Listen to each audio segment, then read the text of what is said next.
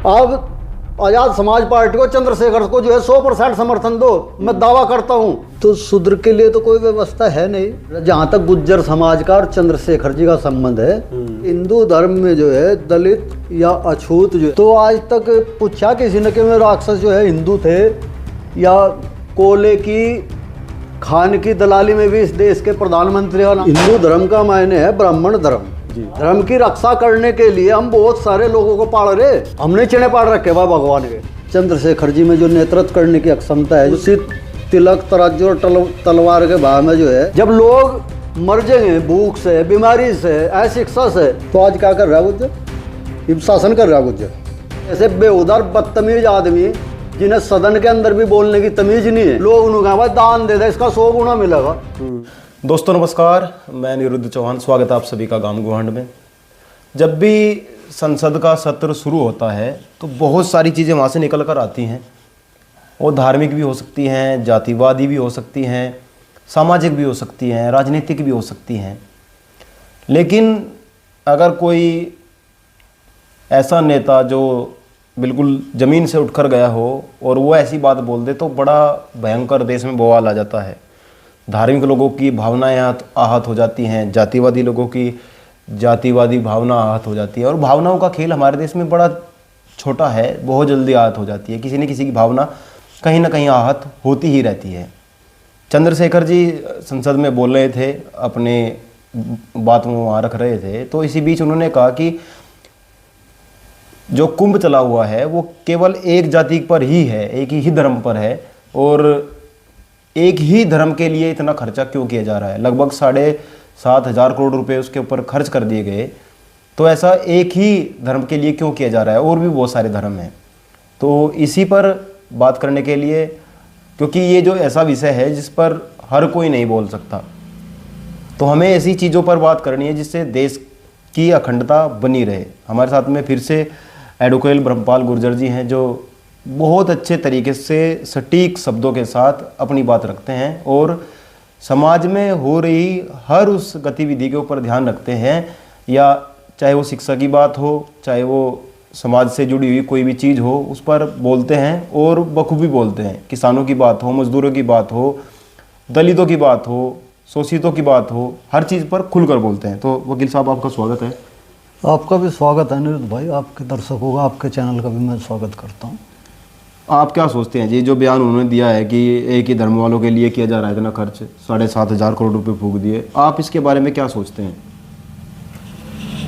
नहीं, जहाँ तक 7,500 करोड़ रुपए खर्च करने की बात है जी, इसका धर्म से कोई लेना देना नहीं है इस चीज़ का। क्यों नहीं, आप ये कह रहे हैं ना कि एक ही धर्म के लिए, वो जो सांसद है, नगीना सांसद चंद्रशेखर जी, उन्होंने ऐसा कहा है। नहीं, वो समझ गया मैं आपकी बात। एक धर्म के लिए नहीं, एक धर्म के अंदर भी एक वर्ग के लिए है। ये धर्म जो है 4 हिस्सों में बटा हुआ है, आप लोगों को जानकारी है जी। आप इसको शूद्र जी, वैश्य जी, और आपका क्षत्रिय जी, और ब्राह्मण जी। तो शूद्र के लिए तो कोई व्यवस्था है नहीं। अभी मैं देख रहा था वीडियो, एक बड़े धर्माधिकारी थे, एक व्यक्ति ने उनसे प्रश्न करा कि क्या दलित भी सन्यासी हो सकता है? तो उस धर्माचार्य का ये जवाब था, आपको आश्चर्य होगा सुन के जी, कि हिंदू धर्म में जो है दलित या अछूत जो है वो सन्यासी नहीं हो सकता है। क्योंकि हिंदू धर्म की जो व्यवस्था है वो जातियों पे आधारित, वर्गों पे आधारित, यानी कि बंटवारे पे आधारित व्यवस्था है। इसमें जन्म से ही कोई आदमी ऊंचा और नीचा पैदा होता है। आप अच्छे कर्म मत करो जी, आप अच्छे वर्ग में पैदा हो जाओ तो आप श्रेष्ठ होगे जी, और आप बहुत अच्छे कर्म करते रहो और आपके वर्ग को तथाकथित लोग जो है नीचा वर्ग कहते हैं, तो आपको जो है नीच की ही दृष्टि से देखते रहेंगे जी, समझ गए। और कुछ लोग तो ऐसे हैं जिन्हें यही पता नहीं कि मैं इस हिंदू धर्म के किस वर्ग में जो है शामिल हूँ। वो अपने घमंड में घूमते रहें, उन्हें पता ही नहीं हिंदू धर्म के अंदर मेरी औकात क्या आंकी जाती है उन तथाकथित लोगों के द्वारा। तो फिर जो चंद्रशेखर ने जो बयान दिया है, जो नगीना सांसद हैं, उनको भी बहुत सारे लोग बोलते हैं ये तो दलित है, ये तो शूद्र है, क्योंकि कमेंट जब देखता हूँ मैं तो इसी तरह के कमेंट आते हैं। तो आप क्या सोचते हैं, हमें कैसे पता लगे, जो हिंदू धर्म के लोग हैं उनको कैसे पता लगे मैं कौन से वर्ग में आता हूँ? नहीं, उसको पता करने के लिए तो आपको दूसरा आदमी बताता है ना। जब कहीं आप समाज में जाते हैं और एक तथाकथित वर्ग आपके साथ जो व्यवहार करता है, उस व्यवहार के आधार पर आपको पता चला कि आप किस औकात में हैं, किस वर्ग में आप आते हैं। जब उन लोगों को आपकी ज़रूरत होती है तो तब नारा चलता है इस बात के लिए कि आप एक हैं, आप हिंदू हैं। जब बात आती है आपके अधिकार की, सामाजिक, आर्थिक और धार्मिक, उस समय आपको पता चल जाए। जैसे इस देश के अंदर जो है आज आप देखते हैं एक वर्ग है जो अपने आप को बहुत तलवारधारी मानता है और समर्थन भी करता है उस वर्ग का। लेकिन जब उसके साथ कोई संघर्ष होता है तो उसको इस तरीके से ट्रीट किया जाता है जैसे वो कोई बहुत बड़ा अपराधी हो। उस समय वो हिंदू नहीं होता, उस समय बात न्याय अन्याय की नहीं होती जी। उस समय बात गुनहगार बेगुनाह की उसकी नहीं होगी जी। उस समय उसको जो है जो दिखाया जाता था ना राक्षस, आपको टीवी में दिखागा, भूल गए थे कुछ लोग कि जो मूछें रखता है वो कौन है? राक्षस। मूछोड़े ने दिखावा ना, बड़े बड़े बाल, जी जी, उसके बड़े दांत भी दिखा देंगे।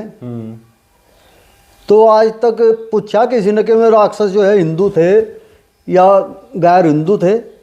हिंदू थे तो मैं फिर कौन लोग थे? समझ रहे ना? जी जी जी। तो उससे भी आप अंदाजा लगा सकते हैं। सरकारें बनती हैं इस देश में जी। किन लोगों के पास मंत्रालय हैं कैबिनेट के, जी।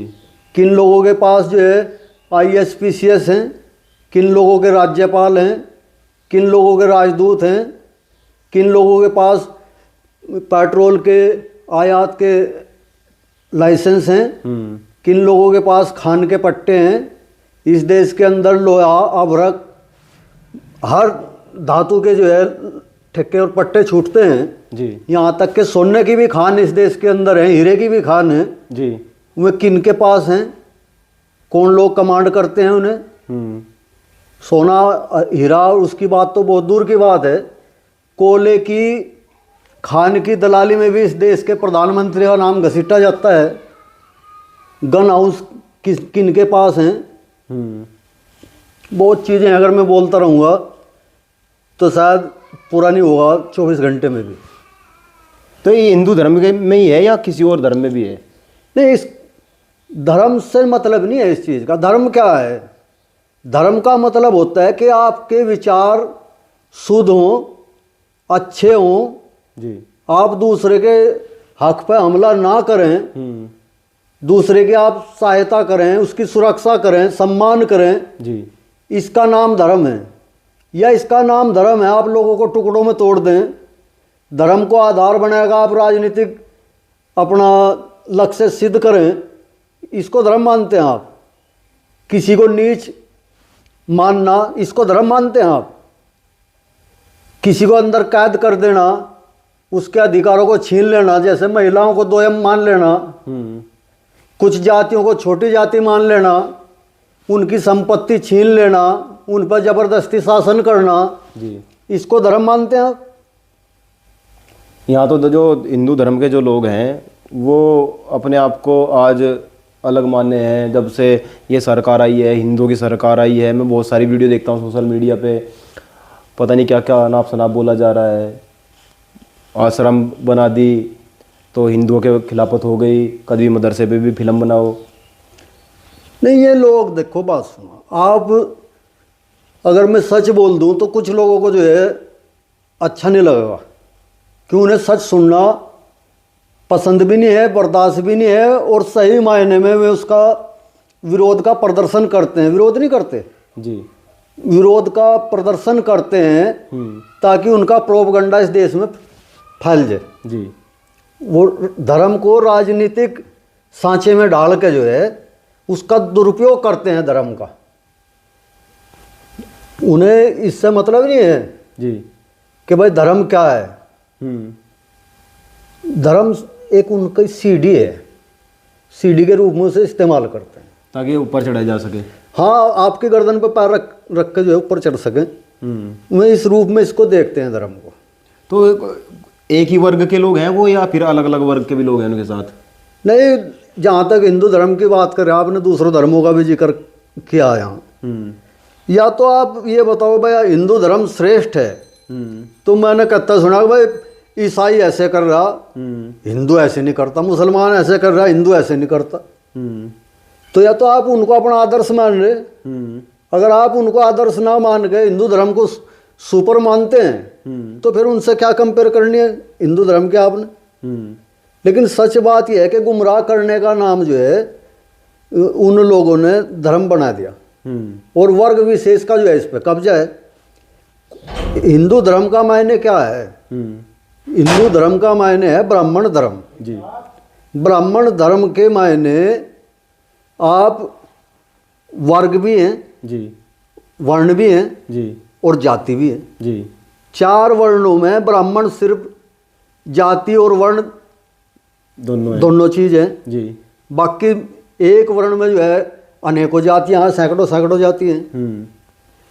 बाकी सेवक हैं। ब्राह्मण जो है सर्वे सर्वा है जी। ब्राह्मण की सेवा करने वाले 3 वर्ग हैं जी, और वो तीनों जो है अपने को एक दूसरे से बड़ा मानते हैं जी। भाई सीढ़ी के डंडे हैं, आप नीचे से अगर चढ़ना शुरू करेंगे तो छत पर पहुंच जाएंगे जी। ऊपर से नीचे आना शुरू करेंगे तो जमीन पर पहुंच जाएंगे जी। तो लोग जमीन पर पहुंचने का साधन है जी। जमीन पे पहुंचने का साधन है जी। ब्राह्मण के बाद अक्षत्रिय में अंडा में सुपर हूँ जी। फिर वैश्य में अंडा में सुपर हूँ उसके बाद फिर जो है शूद्र में अंडा जी। मैं सुपर हूँ वे शोषण कर रहे और इन तीनों का शोषण जो है जो सर्वोच्च वर्ग है वो इनका शोषण कर रहा वो इनको जो है एक दूसरे भाई को दूसरे भाई से जो है चांटे मरवा रहा होशियारी के साथ और अपना उल्लू सीधा कर रहा। ये हिंदू धर्म है। इनमें एक भी आदमी की समझ में ये बात नहीं आती कि इससे तो हम छोटे ही हैं तीनों जी।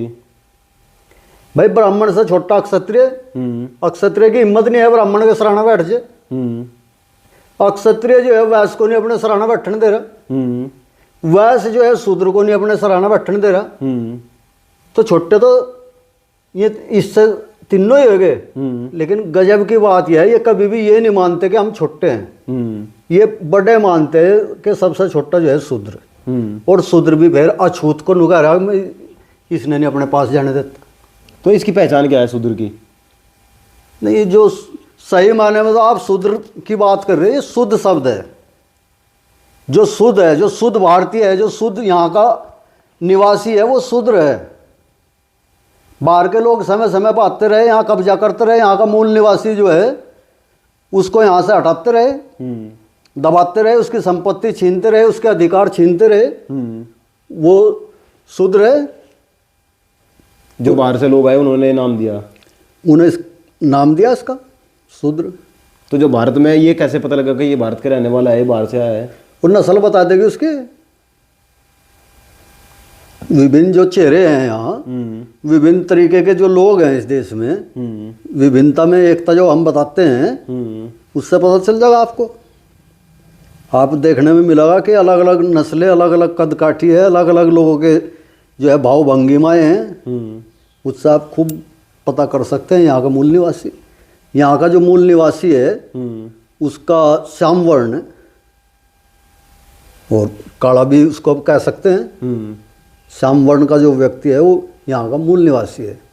और जिसका रंग मेरे आप जैसा है कुछ हल्का सा, वो कुछ थोड़ा डाउटफुल हो सकता है। मुझे बात करने में कोई संकोच नहीं होता। तो मैं देखता हूँ बहुत सारी चीज़ें फेसबुक पे चलती हैं, सोशल मीडिया पे चलती हैं कि ये जो व्यक्ति है इसको अभी, क्योंकि नगीना सांसद जब संसद में गए तो कई दिन तक उनको अलग बिठा के रखा। नहीं चलो, धीरे धीरे वो नज़दीक आए, बोलने का मौका दिया। उन्होंने कहा भी कि मुझे भी मौका मिलना चाहिए। इसका मतलब ये नहीं कि मैं दलित हूँ मुझे मौका नहीं मिलेगा।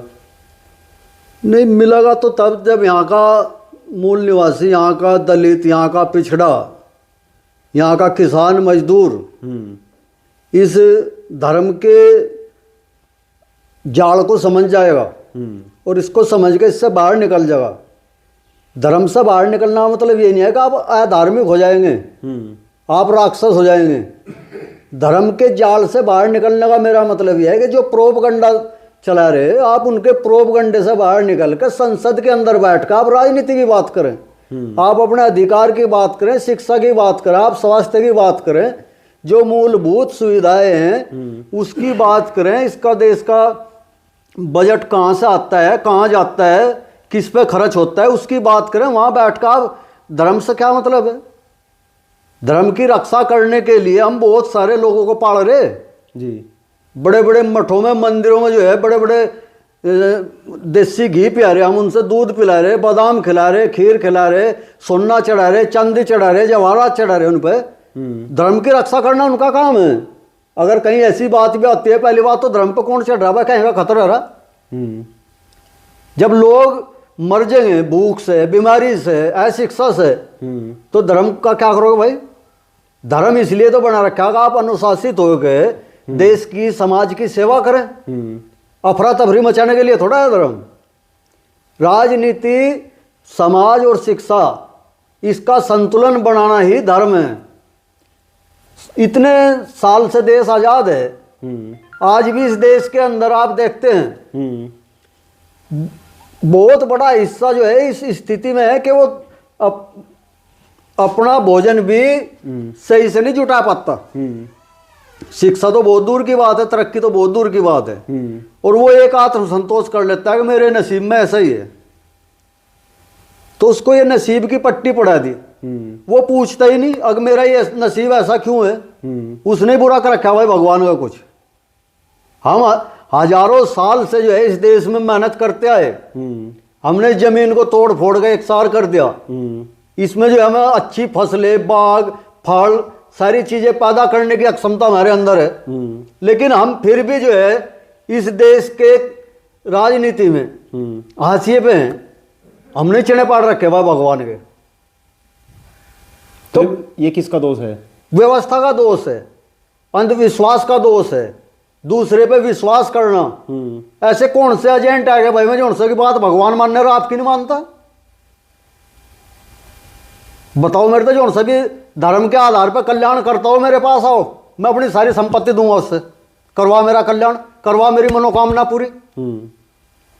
मनोकामना पूर्ण करने का जो रास्ता है वो चंद्रशेखर जी बता रहे। वो कह रहे अंधविश्वास से दूर हटो, पाखंड से दूर हटो, वास्तविकता के रूप में जो है अपनी ड्यूटी को पूरा करो। लेकिन लोग मनोकामनाएं जो है अपना धन दे देकर पूरा करवा रहे। लोग उन्होंने कहा भाई दान दे दे, इसका 100 गुना मिलेगा। जो आदमी इस प्रचार न कर रहा भाई, पहले वही अपनी संपत्ति सारी दान कर दे, जब इसका 100 गुना मिलना है उसने मिल जाएगा। लेकिन तज्जुब की बात यह है वो बता रहा मेरे सक तो करता अपना पैसा दान और तुझे इसका 100 गुना मिल जाएगा। गजब की बात है भाई, इतनी बढ़िया पॉलिसी है तेरे पास, मल्टीप्लाई आपका जो है धन बढ़ रहा, लेकिन आप बताते फिर रहे दूसरे तक, तो करतर खुद कर नहीं रहे। अगर इसमें सच्चाई है तो जो दान पेटी धरो बैठा वही कर दो ना अपना सारा दान, 100 गुना बढ़ जाएगा, उसका 1000 गुना बढ़ जाएगा। और जब तक करता रहे, जब तक इस धरती का पूरे ब्रह्मांड का धन जो है उसके घरों ना आ जाए। ये है व्यवस्था थी कमजोरों की सहायता करना, और कमजोर ही दान कर रहा और ताकतवर दान ले रहा, तो वह लूट है खुली। तो आपको क्या लगता है जो कमजोर है, हाँ, वो उसको किस साइड जाना चाहिए, किस तरफ जाना चाहिए? क्योंकि चंद्रशेखर जी जिस तरीके से संसद में आवाज़ उठा रहे हैं, वो नगीना के में जितने भी कमियां हैं, चाहे वो स्कूल की बात हो, चाहे वो हॉस्पिटल की बात हो, चाहे वो रेलवे की बात हो, हर चीज़ को बहुत अच्छे तरीके से संसद में उठा रहे हैं। और मैं देख रहा हूँ आप भी गुर्जर समाज से आते हैं, गुर्जर समाज के बहुत सारे युवा उनके साथ लग रहे हैं। आप किस तरीके से देखते हैं आने वाली राजनीति को उनकी? देखो जी, इस तरीके से हमें संघर्ष कर रहे, मेहनत कर रहे अनिरुद्ध भाई जी। भविष्य उज्जवल है उनका। रही बात गुज्जर की, पहली बात तो है कि गुज्जर सक्षम है, लेकिन वो भ्रमित हो रहा बेचारा। गुज्जर अपने को गुज्जर ही नहीं मान रहा, वो तो हिंदू मान रहा अपने ने, और हिंदू से जो है कुछ भी नहीं मान रहा। अभी दिल्ली की बात चल रही, कुछ देखा मुझे चुड़ने रहे लोगों के नुकाए भाई गुज्जर ने मुख्यमंत्री बना दो। किसने बनवा रहे मुख्यमंत्री? गुज्जर ने। और इससे भी बड़ा ताज्जुब इस बात का है, और उस आदमी का नाम ले रहे जो बहुत ही बेउदार बदतमीज आदमी है, जिनने बोलने की भी तमीज नहीं है। और नू कह रहे बस सारा गुज्जर नाराज है, और गुज्जर का नंबर नहीं आ रहा दिल्ली में मुख्यमंत्री बनने का। आपने भी सुना होगा। जी जी। मैं यूँ कह रहा सारा गुज्जर खुश है, उसके अलावा और 10 गुज्जर होंगे, उनका नाम चलता तो खुशी होती। ऐसे बेउदार बदतमीज आदमी जिन्हें सदन के अंदर भी बोलने की तमीज नहीं है, मेरा बस नहीं चलता, नहीं उन्हें जेल में घेर दूं मैं। जो इस तरीके की बेहुदा उस सांसद के खिलाफ बात कर रहा था, उन शब्दों को यहाँ बोलना भी नहीं जा सकता। जी जी जी। मुख्यमंत्री क्या, वो तो विधायक बनने के लायक भी नहीं है, बने भी नहीं। चंद्रशेखर जी के मुंह से आपने अपने मीडिया में रहते हैं आप, जी जी, कवरेज करते हैं, कहीं उसके मुंह से आज तक आपने एक लफ्ज सुना ऐसा जो बेहुदा और बदतमीजी का हो? अब तक तो नहीं सुना। क्योंकि वे आदमी राजनीति की जानकारी रखते हैं, वे किसी की चमचागिरी नहीं कर रहे जी। जो सबसे मेन बात है, चंद्रशेखर जी या उस जैसे लोग जो राजनीति कर रहे हैं इस देश में इस तरीके से, वे चमचा नहीं है किसी के, वे नेतृत्व कर रहे हैं। और जो नेतृत्व करता है वो एक दिन अपने लक्ष्य को हासिल कर लेता है जी। जहां तक गुज्जर समाज का और चंद्रशेखर जी का संबंध है, भाई वे भी पिटे हैं और हम भी पिटे हैं इस देश के अंदर जी। वे कुछ उनके ज्यादा अधिकार छीन रहे, आपके कुछ थोड़ी सी मामूली सी आपको राहत है, तो कॉम्बिनेशन बनता है सही। अगर आज दलित और पिछड़ा इस देश में मिलकर जो है राजनीति करे, तो बहुत ही कम समय में जो है बहुत सारी समस्याओं का समाधान हो सकता है। और चंद्रशेखर जी में जो नेतृत्व करने की अक्षमता है, जो जूझने की अक्षमता है, जो लड़ने की अक्षमता है आज के समय में वो बहुत कम लोगों के बीच में है। ऐसी शख्सियत जो है हमेशा नहीं आने की आपके सामने। और गुज्जरों का जो है वो बेखौफ होकर जो है समर्थन करता है, साथ देता है। गुज्जर रेजिमेंट की बात हो, चाहे आपका जो है कहीं गुज्जर आंदोलन की बात हो, चाहे मीर भोज प्रकरण हो, किसी भी प्रकरण में आप यहाँ से लेकर मध्य प्रदेश कहीं की भी हिस्ट्री आप देख लेंगे, उस आदमी ने निसंकोच होकर जो है गुज्जर समाज का समर्थन किया है। ये राजनीति माने के लिए तो नहीं है, राजनीति में वो अपनी बढ़त बनाने के लिए उनको पता है गुज्जर समाज अच्छी खासी संख्या में रहता है और तो 20, 30, 50 सीट तो यूं जीत जाएंगे, एससी और गुज्जर मिल जाए। तो आज क्या कर रहा है गुज्जर? ये शासन कर रहा है गुज्जर। जब तक आप समाज में अपना संगठन, अपनी पार्टी को इस स्थिति में नहीं ले आ सकते कि आप नेतृत्व कर्ता बनते हो, तो कल चंद्रशेखर या उसका समाज भी आपके साथ आ जाएगा। आज भी तो आप कहीं ना कहीं दूसरों के समर्थन में जा रहे। आज पूरे भारत के अंदर कैबिनेट मिनिस्टर है आपका कोई? बीजेपी गवर्नमेंट चल रही इस देश के अंदर जी, कोई कैबिनेट मिनिस्टर है आपका? 100% वोट देने के बाद भी आप आजाद समाज पार्टी को, चंद्रशेखर को जो है 100% समर्थन दो, मैं दावा करता हूं आपको बराबर का पूरा अधिकार मिलेगा। ऐसा नहीं हो सकता कि आपको पीछे हटा दिया जाए। 1 मिनट में आपको रोकना चाह रहा जी। बहुजन समाज पार्टी बहन मायावती जी की सरकार बनी थी, उसमें जो है एक मिनिस्टर है, मेरे नाम दिमाग से उतर गया उनका, कैबिनेट मंत्री रहे, वो बिना चुनाव जीते ही सबसे पहले कैबिनेट मिनिस्टर बनाए थे उत्तर प्रदेश सरकार में मायावती जी, जगवीर सिंह जी, गुज्जर समाज से। गुज्जर समाज से। दूसरा उदाहरण बताइए आप किसी पार्टी का और जिसने गुज्जर को बिना चुनाव जीते हुए जो है डायरेक्ट कैबिनेट मिनिस्टर बना दिया हो। कई कई बार चुनाव जीतने के बाद भी आपको जो है कैबिनेट का दर्जा नहीं दिया इस देश में आज तक भाजपा जैसी पार्टी ने। क्या आप कारण हैं जी? क्या कारण है? इसका कारण ये है कि आप बहुत भोले हैं। जो गाय भैंस जो है अपने आप रैंक के दूध दे देती हो, उससे कोई जो है चून आटा लगाता नहीं, उसकी ज़्यादा तवज्जो की जरूरत नहीं होती, तो टाइम पर पता रैंक का अपना आप जो है दूध कढ़वाने के लिए तैयार हो जाएगा। जो लात मार दे वो तो। और जिसने ये पता है दूध की कीमत का, वो जो है उसकी बाल्टी फोड़ देगी, उसकी जो है टांग भी तोड़ देगी, दूध ने भी खंडवा देगी, और उसका राशन चट करके भी उसके जी में आएगी तो आएगी, नहीं तो जिब भी टाड़ करते।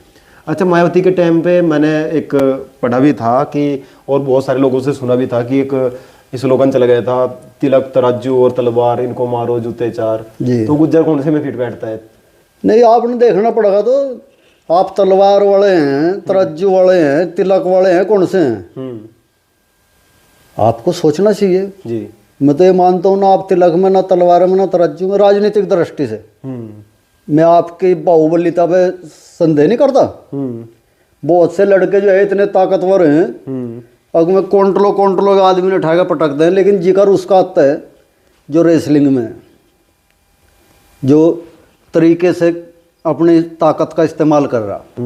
तो राजनीति में आप कहीं भी नहीं है। ना आप तिलक वालों में है राजनीति में, ना आप तराजू वालों में है जी, ना आप तलवार वालों में। आपको तो जिक्र ही नहीं है कहीं इस देश की राजनीति में। तो ठीक कहा था उसने। लेकिन दुर्भाग्य ये है कि आज मायावती जी भी उसी तिलक तराजू और तलवार के भाव में जो है शत्रुघ्न सिन्हा के डायलॉग की तरह खामोश होगी। हाँ, चुप। चंद्रशेखर लगते हैं आपको बोलेंगे? नहीं बोल रहा, आज तो कल क्या होगा उसका तो पता नहीं। लोग समर्थन नहीं करेंगे, साथ में नहीं आएंगे इतने अच्छे नेतृत्व करने वाले व्यक्ति के, तो हो सकता है खामोश हो जाए, लेकिन लगता नहीं कि खामोश हो जाएगा। उसमें दम है, नियत साफ है, लंबा विजन है उस आदमी का, तो सहयोग करना चाहिए समाज ने, कोई दिक्कत की बात नहीं है। वो तो जहाँ भी जाते हैं कई बार जैसे अधिकारियों ने उनको रोक लिया कि अभी सुनिए आप, अभी सरकार बदल जाएगी तो आप फिरेंगे फिर। हाँ, वो तो अधिकारियों से भी इस तरीके से बात करते हैं, अगर सत्ता आ गई तो फिर तो बात करने का और भी तरीका बदल जाएगा। तो आज क्या रहा, अगर अधिकारी आज सत्ता के बिना काम कर रहे, निष्पक्ष होकर काम कर रहे, अगर अधिकारी निष्पक्ष होकर काम करे बिना सत्ता के दबाव के, तो क्यों रोकना पड़ेगा किसी को? अगर आप कहीं आंदोलन कर रहे तो आंदोलन की तो जरूरत ही नहीं है। आंदोलन तब करते हैं लोग जब सत्ता जो है बेलगाम हो जाती है, निरंकुश हो जाती है, और अफसर जो है सत्ता के हुक्म का पालन करता है, अत्याचार करता है, इसलिए कहना पड़ता है उसको। वो तो आज भी वही काम कर रहा, कल सत्ता बदलेगी, जिसके हाथ में बागडोर होगी उसके कहने से फिर करेगा। जी जी। ये तो इतने निचले स्तर पे जो है पहुंच गया ऑफिसर वर्ग कि उसने तो गुलामी सत्ता ही करनी और खुद तो कर नहीं सकता।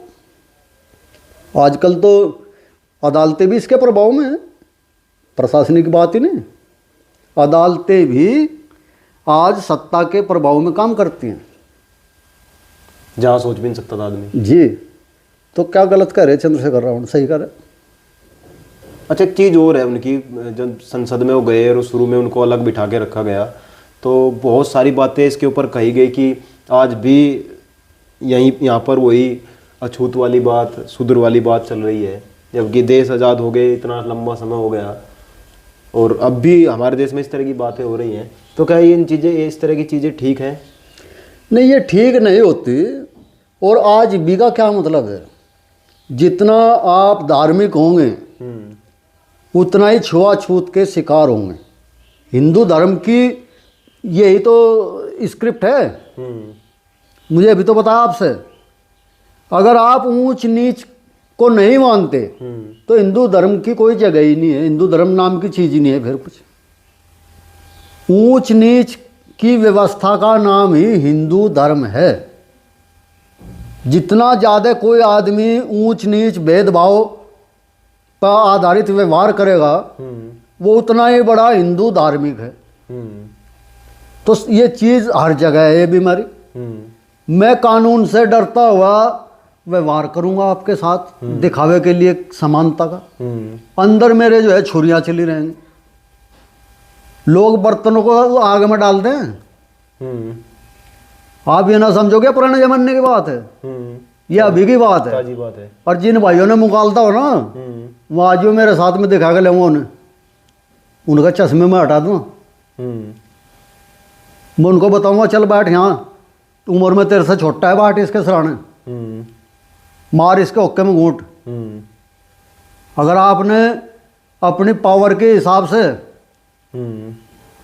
कर लिया काम तो अलग बात है, नहीं तो आपको पता चल जाएगा कि समानता क्या है। आपके बर्तन दिखा दूंगा मैं पड़े। तो ये तो पूर्ण रूप से है। अभी ऐसी नहीं बात है कि छुआछूत खत्म होगी। छुआछूत जिस दिन खत्म हो जाएगी, छोट ऊंच नीच खत्म हो जाएगी, उस दिन हिंदू धर्म जो है उनके अकॉर्डिंग खत्म हो जाएगा और मेरे अकॉर्डिंग जो है हिंदू धर्म सही मायने में स्थापित हो जाएगा। जी जी, चलो बहुत बहुत धन्यवाद आपका। वीडियो लंबा हो जाएगा और सभी जो हमारे दर्शक हैं, जो गांव गवांड के मेंबर हैं, उन सभी से हाथ जोड़ के मैं प्रार्थना करूंगा ज़्यादा से ज़्यादा वीडियो को शेयर करें, सब्सक्राइब करें और कमेंट करें। और वकील साहब ने जिन बातों पे आज अपनी बात रखी है इनके बारे में ज़रूर बताएं। आपको ये इनके विचार कैसे लगे। जुड़े रहें गांव गवांड के साथ। जय हिंद, जय भारत।